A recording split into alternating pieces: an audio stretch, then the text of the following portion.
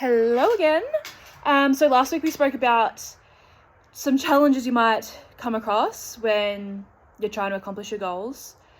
And you've written down a whole list so you can be self-aware. So I guess this last week you're probably a little bit more aware of if you were struggling to get to the gym or if you've said something to someone and how it's impacted you. Just becoming self-aware of some of the challenges you faced. If you haven't really thought about it over the past week, I want you to have a look back on what you wrote last week. Have a look at the challenges you've written down and what you've written down as to what could potentially hold you back from achieving your goals. And this week, I want to focus on how you're going to overcome those challenges. So what are you going to put in place to help you overcome those challenges? So your goal, let's say, to lose 3 kilos over the 12 weeks. And your challenges are you have kids and you don't have time to get to the gym. What are you going to do to combat that challenge? So yes, you need to drop the kids off, pick them up from school, work. You've got so much to do, prepare meals for them and that sort of thing. And sometimes you run out of time.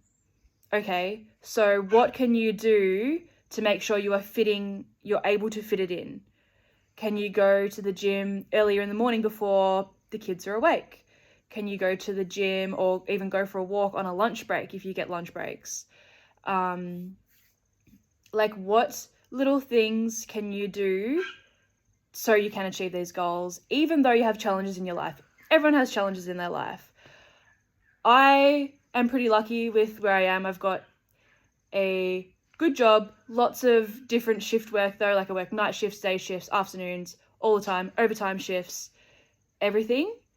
But I know if I don't go to the gym, a challenge for me would be not going to the gym in the morning.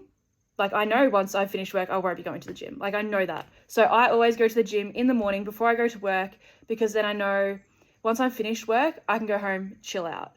If I have to do overtime, I'm not stressing about, oh my God, I haven't gone to the gym today. So I would be stressing about that the whole time I'm at work.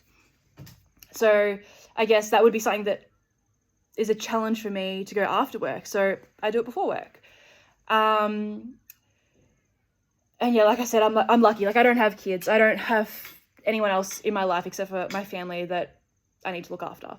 So I guess it's easier coming from my perspective, but I guess over the past week, you became self-aware of some of the things that might be holding you back. This week, you need to try and figure out what you can do to move forward to combat that challenge. So on the same page, you wrote down your challenges. Underneath that, write down if your challenge was you are low motivation. Okay, so that's a challenge for you. How, in this next week, what is something you're going to do to change that? Or what can you do to help improve your motivation so it's not a challenge anymore?